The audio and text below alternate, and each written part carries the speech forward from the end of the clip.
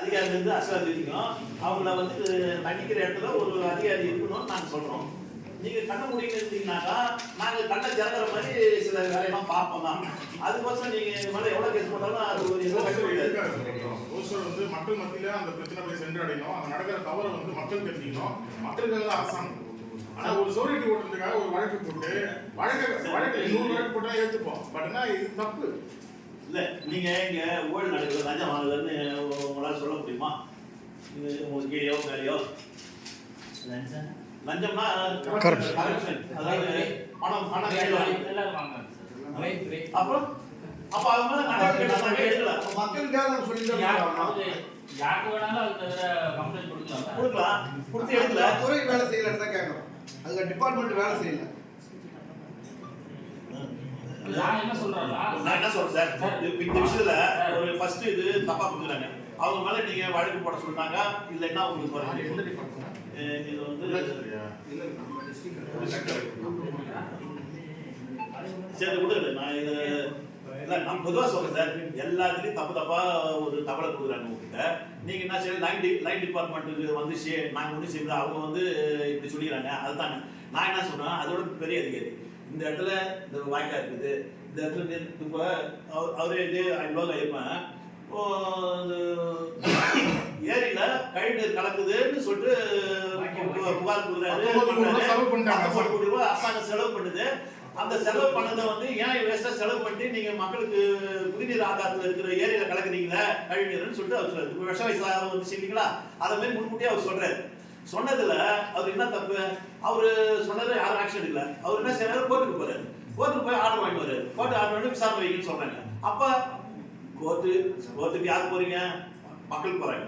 அவருக்கு செலவு எவ்வளவு ஆகுது? அரசாங்கம் போகுது. கோர்ட்டுக்கு யார் செலவு போகுது? அரசாங்கம் செலவு பண்ணுது. யாருக்கு அது பாக்கெட் மணிக்கு வீணா போகுது? மக்களுடைய வரி பணம். மக்களுடைய வரி பணம் வீணா போகுது. கோர்ட்டுக்கு யார் போனாக்கா? கவர்மெண்ட் போனாக்கா.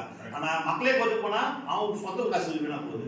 அப்ப இதுதான் அதிகாரிங்க, பெரிய அதிகாரிகளாம் நான் உங்ககிட்ட சொல்றோம். நீங்க கண்ண மூடி நிற்கிறீங்கன்னு எங்களுக்கு தெரியாது சார்.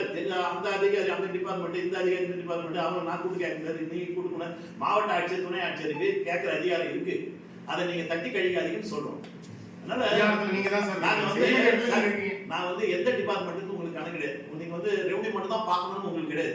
முனிசிபாலிட்டியில் ஒரு தப்பு நடந்தாலும் உங்களுக்கு தான் சொல்லுவோம். நாங்க அதை வந்து இது மாதிரி உங்க மேல பெட்டிஷன் வந்துக்குது, இது மேல என்ன நடவடிக்கை நீங்க கேட்கணும் சார். கேஸ் போட்டு வந்தாங்க, நீங்க விசாரிக்கிறீங்களா இல்லையா? சார் நான் கேஸ் கொடுக்குறோம், கூப்பிட்டு விசாரிங்க. நீங்க வந்து டிபார்ட்மெண்ட் வேலை. ஆனா மாவட்ட நிர்வாக பேஸ்டேட் பவர் இதுலயே உங்களுக்கு. அப்ப நாங்க ஒரு வழக்கு நான் கோர்ட்டுக்கு போனாங்க, எங்க செலவு வக்கீல் வைக்கணும் இது பண்ணோம். நாங்க உங்ககிட்ட நேரடியாக வந்து பேசுறாரு. நாங்க வந்து உங்ககிட்ட கொடுக்கலாம் இல்லையா? புகார கொடுத்தா நீங்க கூப்பிட்டு விசாரிக்கணும் இல்லையா? அதுதான் நான் சொல்றோம். சிம்பிள்.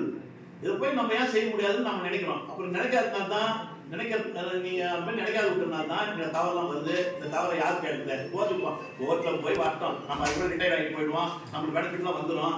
இதுக்கு மேலே நம்ம நிம்மதியாக இருக்கலாம். நம்ம குழந்தை ஜாலியாக இருப்பாங்க. ஆனால் பாதிப்பட்டவங்க சுடுகாடு போடுவோம். இவன் வந்து சொகுசாக வாடுவான். அமெரிக்காவுக்கு போடுவான். ரிட்டையர் ஆன உடனே அவன் கேட்டால் அவன் பொண்ணு இருக்குது, மருமம் வந்துடுறாங்க, எல்லாம் போடுவானு. இதுதான் நடக்கும். அரசியல்வாதிலேருந்து அதிகாரி வரைக்கும் நம்ம தப்பு பண்ணாத பார்த்துக்கிறது உங்களுடைய கடமை. அதையும் சொல்லிட்டேன். அதுக்கு சிபாஸ் பண்ண வேண்டியதா இருக்குது. சீக்கிரம் வழக்கு போட்டு சீக்கிரம் வழக்கு போட்டு ஜெயிலுக்கு அனுப்புறீங்களா அப்படின்னு சீக்கிரமா செய்யுங்க. அந்த படம் இல்லைங்க சார். இப்போ அந்த லோகை பண்ண அந்த மேட்டர் எடுத்ததுக்கு அப்புறம் தான் அந்த திட்டம் 19 கோடி 19,000 வேஸ்ட். ப்ராஜெக்ட் ஸ்டாப் எல்லாமே வேஸ்ட் சார். உடந்தை இல்லை சார். ஆக்சுவலாக ஏரிக்கு நடுவில் வந்து கழிவுநீர் வாங்கி பெரிய இந்த உடந்தை நம்ம வந்து பக்கம் ஏரி எல்லாமே பயங்கரம் பெரிய வாட்டர் பாடி சார். ஆக்சுவலாக என்னன்னா வாட்டர் பாடி மட்டும் ஈகோ சிஸ்டம் சூப்பராக இருக்கும். அதுக்கு நடுவில் வந்து கழிவுநீர் வாங்கி ஃப்ளோரா நிறையா இருக்கும்.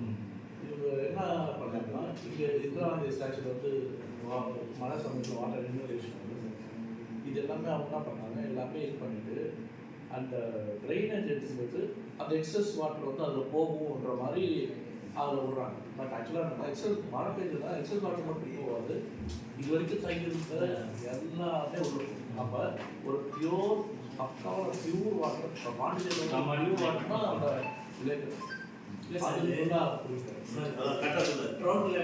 ஷூட் பண்ணி சிஎம் போட்டு காட்டணும் சார்.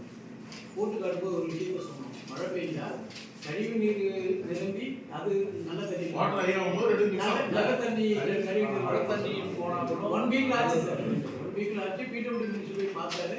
வீடியோவில் ஃபோட்டோவே வந்து இப்போ ட்ராப் பண்ணுறது பற்றி மழை பெய்ஞ்சு அதே மாதிரி தண்ணி சேர்ந்து சேர்ந்து போச்சு. இப்போ 20 crores கிட்ட நம்ம பப்ளிக் பண்ணி பேசுகிறோம். வரணும் கேட்டால் சிஎம் இருக்காங்க அந்த திட்டத்தை ஸ்டாப் பண்ணிட்டு சொல்றாங்க. பணத்தை செலவு பண்ணி ஸ்டார்ட் பண்ணிட்டேன்னாக்கா யார் விட்டு போனா சார்? 20 கோடி சார். அரௌண்ட் 20 கோடி சார்.